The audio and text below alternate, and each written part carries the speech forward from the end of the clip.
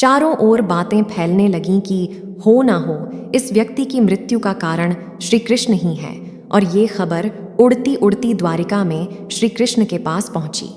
अब कृष्णा जानते थे कि उनके ऊपर लगा हुआ ये आरोप झूठा था, इसलिए उन्होंने निर्णय लिया कि अपने चरित्र के ऊपर लगे इस कलंक को वे अवश्य मिटाएंगे।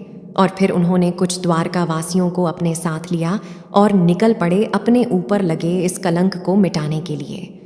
लेकिन कृष्णा के ऊपर कौन सा झूठा आरोप लगा था और किसने लगाया था? ये आरोप क्या था? कृष्ण इस कलंक को मिटा पाएंगे या फिर उन्हें कोई और अनहोनी का सामना करना पड़ेगा? यही है आज की हमारी कार्तिक मास विशेष श्रीमद् भागवतम कथा का मुख्य विषय। तो चलिए प्रारंभ करते हैं। नमस्कार दोस्तों, स्वागत है आप सबका हमारे चैनल सोल डाइट में। आपसे विनती है कि चैनल को सब्सक्राइब कर लीजिए और कमेंट बॉक्स में जय श्री कृष्णा लिखकर परमात्मा को अपना आभार व्यक्त कीजिए। हरे कृष्णा। ये उस समय की बात है जब द्वारिका के पास सत्राजित नाम का एक राजा रहता था। वो सूर्यदेव का महान भक्त था।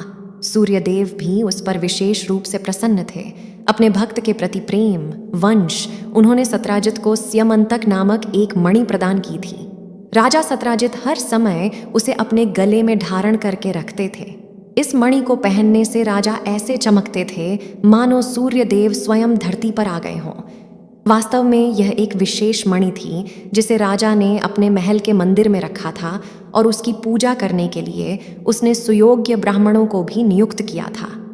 ये मणि प्रतिदिन लगभग 100 किलो सोना उत्पन्न करती थी और साथ साथ महल को समस्त अशुभ तत्वों से भी सुरक्षित रखती थी। अब एक दिन क्या हुआ कि राजा सत्राजित इसी मणि को पहनकर द्वारिका में आ गए। वैसे तो द्वारिकावासी उन्हें जानते थे, लेकिन उस मणि से निकलने वाला प्रकाश इतना ज्यादा था कि उस दिन वे सब उन्हें पहचान ही नहीं पाए। उन सब को लगा कि शायद स्वयं सूर्यदेव द्वारिका में भगवान से मिलने के लिए आए हैं।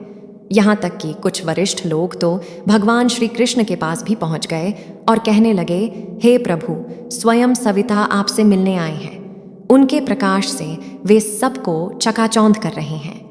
ये सुनकर भगवान श्री कृष्ण ने हंसते हुए कहा, अरे वो सूर्य नहीं, अभी तो सत्राजित है जो कि अपने ऐश्वर्य का प्रदर्शन करने आया है यहाँ।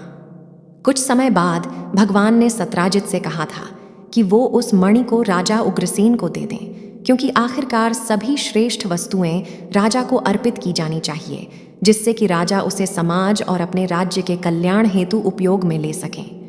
लेकिन अपने अहंकार और लोभ के कारण बिना कुछ सोचे समझे सत्राजित ने श्री कृष्ण के इस निवेदन को ठुकरा दिया था। जब ये घटना हुई उसके कुछ ही दिनों बाद सत्राजित के भाई प्रसेन ने अपने परिवार के इस ऐश्वर्य को दिखाने के लिए उसे गले में पहन लिया और फिर घोड़े पर सवार होकर शिकार खेलने जंगल में चला गया। वहां एक शेर ने प्रसेन और उसके घोड़े को मार दिया और शेर उस मणि को लेकर अपनी गुफा में चला गया। अब संयोगवश उसी स्थान पर प्रभु श्री राम के भक्त जांबवान रहते थे। जब उन्हें इस शेर और मणि के विषय में पता चला तो उन्होंने उस गुफा में जाकर शेर को मार डाला और वो मणि लेकर अपने पुत्र को खेलने के लिए दे दिया। आखिर वे एक राम भक्त थे, उनके लिए एक मणि और पत्थर में कुछ अधिक अंतर नहीं था। इस प्रकार यह स्यमंतक मणि जांबवान के पास पहुंच गई। अब लंबे समय तक प्रसेन वापस नहीं लौटा तो राजा सत्राजित चिंतित हो गए और वो सबको कहने लगा, मैंने कृष्ण को मणि देने से इनकार कर दिया था ना, इसीलिए उसने मेरे भाई की हत्या कर दी है और उस मणि को चुरा लिया है। धीरे धीरे ये झूठी बातें चारों ओर फैलने लगीं और उड़ती उड़ती ये खबर श्री कृष्ण के पास भी पहुंची। मैं जानते थे कि उनके ऊपर लगाया गया ये आरोप झूठा है, इसलिए उन्होंने निर्णय लिया कि वे अपने चरित्र पर लगे इस कलंक को अवश्य मिटाएंगे। इसके लिए उन्होंने अपने साथ कुछ द्वारका वासियों को लिया और निकल पड़े उस मणि को ढूंढने के लिए। जब वे वन में गए तो एक गुफा के पास उन्हें प्रसेन और उसके घोड़े का मृत शरीर मिला। उस स्थान से थोड़ा आगे चलने पर एक गुफा के पास उन्हें जांबवान द्वारा मारा गया एक शेर भी दिखा। यह देखकर श्री कृष्ण ने सोचा कि हो ना हो इस गुफा का मणि के साथ कोई ना कोई संबंध अवश्य है।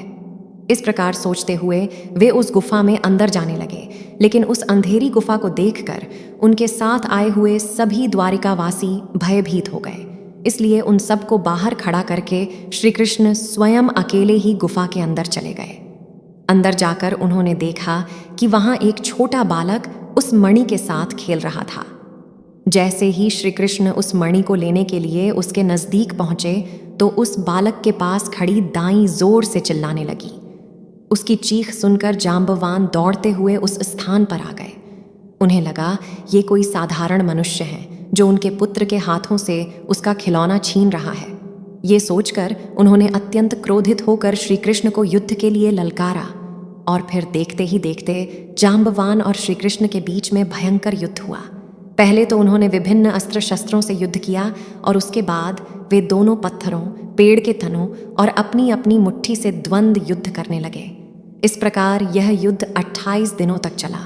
दोनों में से कोई भी थकने का नाम नहीं ले रहा था। आखिर में जांबवान उनका शरीर अब जवाब देने लगा था। मैं समझ गए कि उनके साथ युद्ध करने वाला व्यक्ति कोई साधारण नहीं हो सकता। वे स्वयं पूर्ण पुरुषोत्तम परम भगवान ही हैं और इधर भगवान भी अपने भक्त के साथ युद्ध का आनंद लेना चाहते थे। अंततः जांबवान ने भगवान के सामने हाथ जोड़ दिए और उन्हें प्रार्थना करते हुए कहने लगे, हे प्रभु, मैं जान गया हूँ कि आप ही सर्वशक्तिमान भगवान विष्णु हैं। आप ही सभी जीवात्माओं के प्राण, इंद्रिय, मन और शारीरिक शक्ति है। आप ही समस्त जगत के आधार पूर्ण पुरुषोत्तम परम भगवान हैं।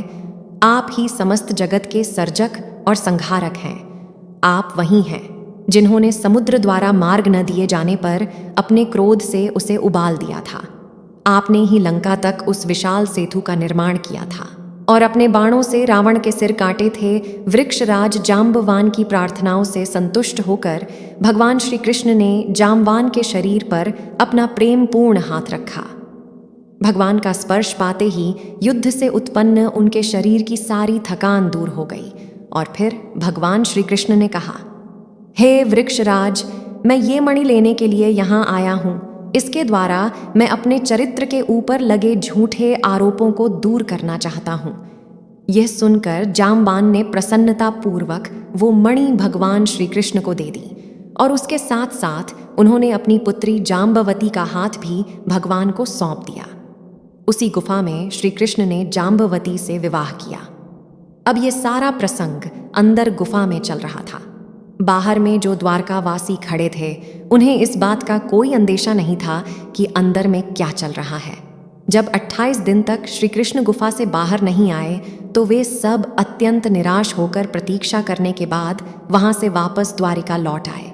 उधर द्वारिका में जब वसुदेव, माता देवकी रुक्मणी और अन्य परिवारजनों ने देखा कि श्री कृष्ण के बिना ही उनके साथी वापस लौट आए हैं तो वैसे सब मिलकर विलाप करने लगे और राजा सत्राजित को बुरा भला कहने लगे। श्री कृष्ण की सुरक्षा की प्रार्थना करते हुए वे सब देवी चंद्रभागा के मंदिर में आए और देवी की पूजा अर्चना करने लगे। उनकी पूजा से प्रसन्न होकर देवी ने उन्हें सूचित किया कि श्री कृष्ण बिल्कुल सुरक्षित हैं और कुछ ही समय में वे वापस लौट आएंगे।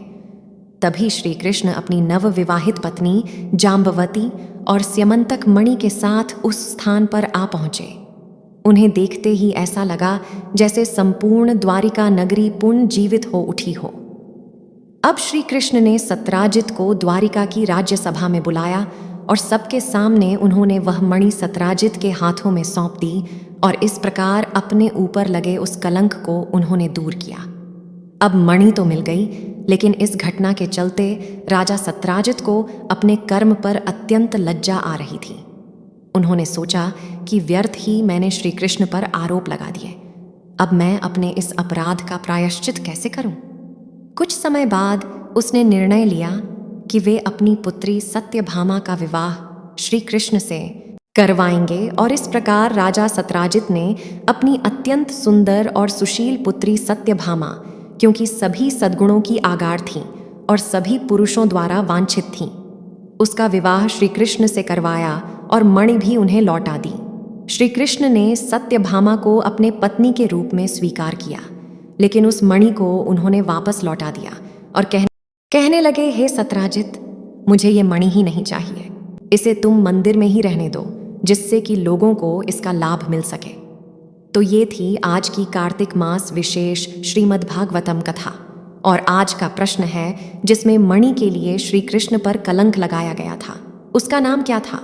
आपके जवाब हमें नीचे कमेंट बॉक्स में लिख कर भेजिए। हरिजागरणम, प्रातः स्नानम, तुलसी सेवनम, उद्यापनम, दीपदानम, व्रतान्येतानि कार्तिके। इन 5 नियमों का पालन करने से कार्तिक मास का व्रत करने वाले को व्रत का पूर्ण फल प्राप्त होता है। वह फल इस लोक में ऐश्वर्य एवं परलोक में सद्गति देने वाला बताया गया है। इस मास की महत्ता स्वयं ब्रह्मा जी ने नारद जी को बताई है।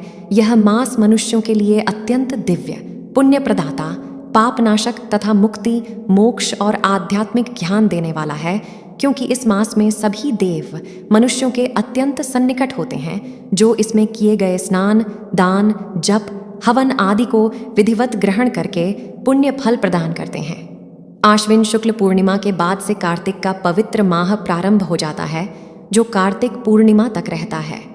कार्तिक मास शुरू होते ही लोग आकाश दीप जलाकर दीपावली के कुछ दिन पूर्व से ही धन संपदा की देवी मां लक्ष्मी का आवाहन करने लगते हैं। महिलाएं विष्णु भगवान के पूजन के साथ ही घर में तुलसी के सामने दीप जलाकर पूजा अर्चना करती हैं। घर के साथ ही लोग यमुना नदी के किनारे दीप दान करते हैं। कार्तिक मास आरंभ होने के साथ ही प्रारंभ हो जाता है सूर्य तनया भगवती यमुना का स्नान, दीपदान तथा विष्णु प्रिया तुलसी का पूजन। ज्योतिष शास्त्र के अनुसार कार्तिक माह में सूर्य अपनी नीच तुला राशि में रहता है। नीच का सूर्य विकृत प्रभाव वाला हो जाता है। नीच के सूर्य के दुष्प्रभाव से शरीर रोगजन्य स्थिति में न पहुंचे, इसके लिए कार्तिक मास में प्रातः स्नान का विधान बनाया है। कार्तिक मास में सूर्य की गर्मी प्रतिदिन कम होने लगती है और मार्गशीर्ष लगने तक पूरी तरह जाड़े की आर्तू शुरू हो जाती है। इसलिए कार्तिक स्नान, पूजा अर्चना मनुष्य की काम, क्रोध आदि की बाधाओं को शांत करते हुए मन को पूरी तरह भगवान विष्णु की भक्ति में लगा देना शास्त्रों में वर्णित है। पृथ्वी पर सूर्य किरणों की तपिश क्षीण होने के साथ ही चंद्रमा का महत्व कार्तिक मास आरंभ होने से पूर्व शरद पूर्णिमा से ही बढ़ जाता है।